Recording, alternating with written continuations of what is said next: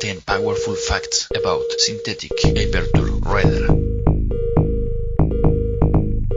Number 10. Harmless. Synthetic aperture radar sends radio frequency signals which are partly absorbed by some objects and partly reflected, scattered, deflected and/or changed in polarization as the case may be, and then returned to the device, which takes note of all these changes and then calculate the shape and size of those objects, such as soils, water, forests, ice or buildings to generate an image of them.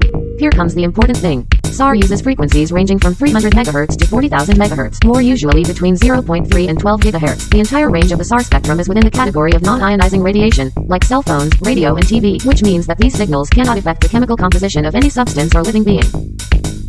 Number 9. Weatherproof. The SAR can choose signals of different wavelengths, which allows it to carry out scans from the sky to a little below the sea or the ground, being able to observe through clouds, smoke banks, vegetation, both during the day and at night, and it is also capable of accurately detecting the day and night zones without being affected by the climatic conditions of each zone. Number 8. Resource optimized. The synthetic aperture radar can work in land, air and marine vehicles, in satellites and space stations, achieving high-resolution images with relatively small antennas, being ideal for situations where the weight to be transported matters. Without synthetic aperture you would need gigantic radars like those in old black and white war movies, or even larger ones. Number 7. Environment friendly. This technology is extremely useful for keeping a record of the status of large bodies of water, keeping information about floating garbage islands, oil spills and migrations of some animals up to date. In land areas it can monitor the state of vegetation. Number 6. Geological Observation.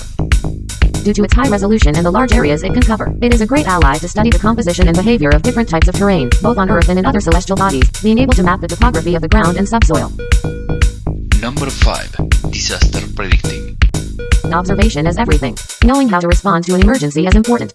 Knowing the characteristics of an emergency long before it occurs is vital to prevent damage to life, property and the environment. Through the use of SAR, it is possible to make an early detection of earthquakes and storms, warn about tsunamis and react in time to fires or floods. Number 4. Multiplatform.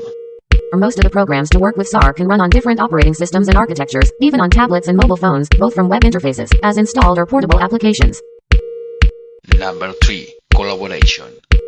People, governments, NGOs and companies around the world work together in the scientific and business fields, and in the protection of the environment, collaborating for the good of humanity. Number 2. Open source.